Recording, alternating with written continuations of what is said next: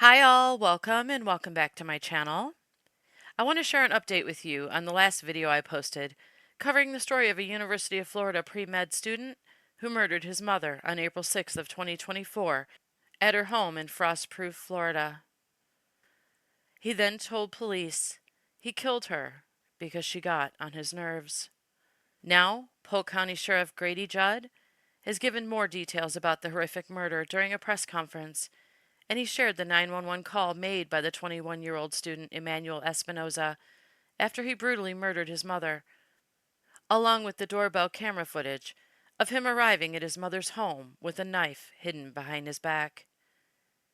He also played a song he said Espinoza was listening to in his earbuds as he approached his mother's home. But the audio was cut out from the press conference, so we can't hear the clip of the song he played. But he did say the song was called No Church in the Wild. Sheriff Judd also said they have audio from inside Elvia Espinoza's home that they would not be playing, which recorded her screaming for her son to stop attacking her. But there was no response from her son on the audio. In the original reports released, police also said that Elvia was on the phone with a family member at the time of the attack, which had to be absolutely terrifying for the person on the other end of the phone to hear, and to have no immediate way to help her. Then the sheriff shared a detail told to police by Emmanuel, or Manny, during his confession, that to me revealed the demon within him that enabled him to carry out such a heinous act.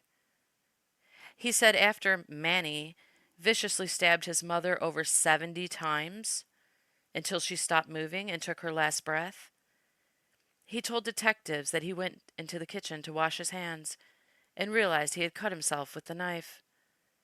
And he wanted to ask his mother for Neosporin to put on his cut, but he realized she was already deceased. You can't make this stuff up, folks. You just can't.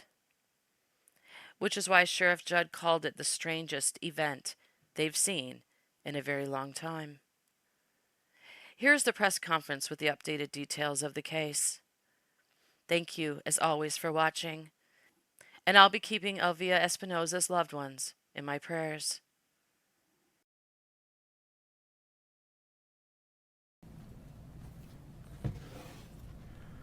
Good afternoon, everyone. Thank you for being with me this afternoon. I've got two issues that I want to talk with you about, and they're both really, really tragic. First off, I want to introduce you to Elvia Espinoza. She's 46. She was a teacher at Ben Hill Griffin Elementary School, a second grade teacher. She had 3 children. She's described as the perfect mother. She was a beloved teacher in the Frostproof area. She had 3 children, and her 3 children were remarkable. And then I want to introduce you to her youngest child, Emmanuel Espinoza. He's 21. He's known as Manny. He was the 2020 Frostproof valedictorian with a 4.5 GPA average. He was quoted at his high school graduation by saying, "High school was just one of the chapters out of the many we will have throughout our lives. We still have so much to accomplish in the future that will define what kind of legacy the class of 2020 will leave behind." That's right. He was described as being a genius, of being remarkably brilliant. He was a pre-med student in his 4th year at the University of Florida. The next chapter of his life was to be a medical doctor. And interestingly enough, he was the youngest of 3 children. Mom called on Saturday morning and said, "Manny, I haven't seen you in a while." They would text about every other day. I'd like to come up to Gainesville to see you. And he said, well, Mom, I'm visiting grandfather this weekend. He has an event, so I'll be down your way. She said, that's great. Why don't you stay with me at the house? And he said, sure, I'd love to. He arrived at about 2 p.m. in the afternoon. And we're going to show a clip. He had put earbud pods in his ear, and he was playing No Church in the Wow when he drove up to the house and knocked on the front door. But before we go further, listen to this. This is the music he was listening to.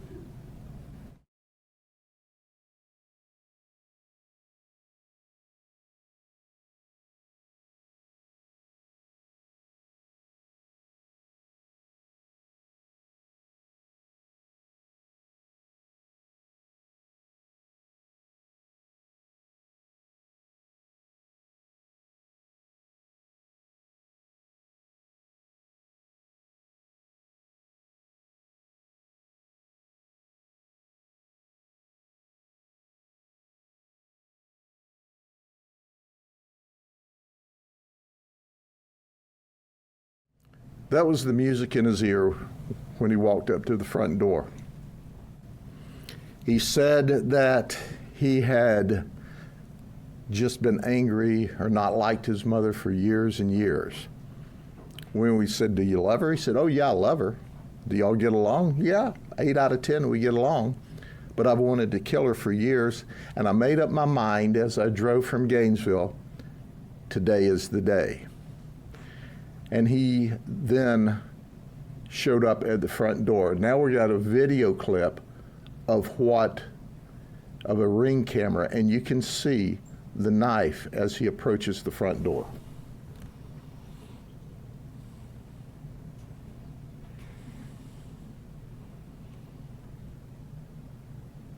Notice behind his back,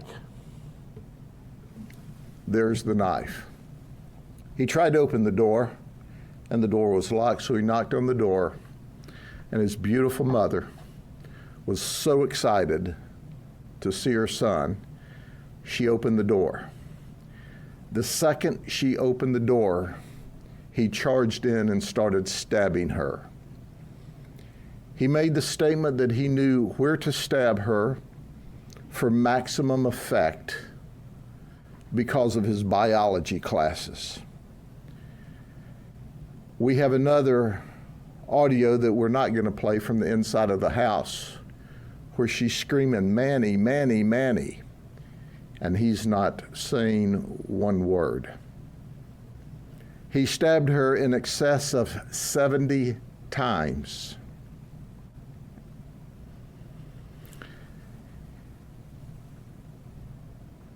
He once again told us he loved his mom. As she tried to get up off of the floor, he stabbed her some more. He said he noticed her hands were still moving, so he stabbed her some more. And then he told the detectives in his confession that he had cut his hand on the knife while stabbing his mother. And as he's standing at the kitchen sink washing himself off and the knife, he wanted to ask his mother for the Neosporin for the cut on his hand. But he noticed she was dead. He immediately called 911 and confessed, and we have a clip of that for you. Hello? Hello? Yes, tell me exactly what happened. I have someone. Okay, I've got help on the way. Stay on the line. What? Stay on the line with me, okay? I've got help on the way for you, okay? Okay, sir. Okay, I want you, yes, sir, I want you to take everything out of your pockets, and I want you to keep your hands out of your pockets, okay? Yes, sir. Okay. How did this happen? I opened the door and I saw my mom. He said he stabbed his mom. Now, I want you to understand, this lady who was a school teacher for 20 years actually moved around and taught at different schools while her children were in school so she could be close to them. I want you to understand she was really the perfect mom.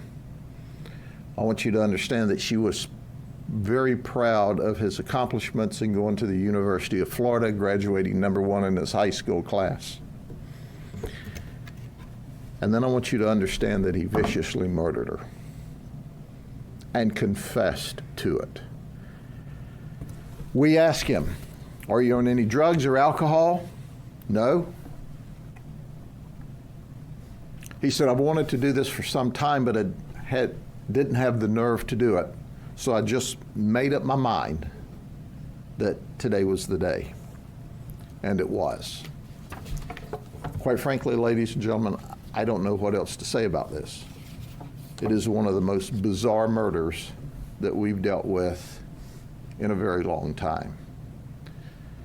And when you see that he left a family behind that loved him, a mom that just worshiped her children, and at this very moment, she should have been in Ben Hill Griffin Elementary creating a future and educating our second graders. It is incomprehensible as to what happened that day.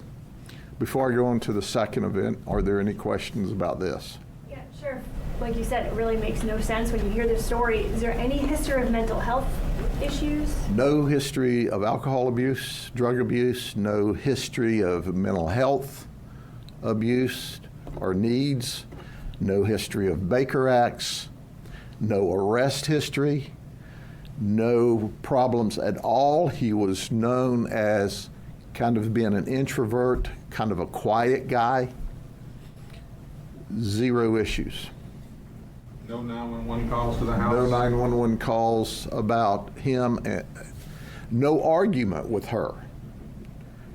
She wanted to come see him because she hadn't seen him in a while.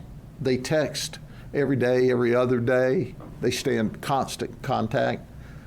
No issues over money. She would send him money to make sure she appropriately funded his ability to go to college and enjoy the college life. And no argument that day. He never said a word to her. Did he say she beat him in the past or any type Nothing. of... Zero. And there's He described her as a good mom, that she loved him and he loved her. And when we said, well, how well did you get along with your mom? And he says, oh, 8 out of 10. It is the strangest event we've seen in a very long time. I know we're trying to make sense of something that doesn't make sense, but the annoying or getting on, any elaboration on that, or just normal mom stuff?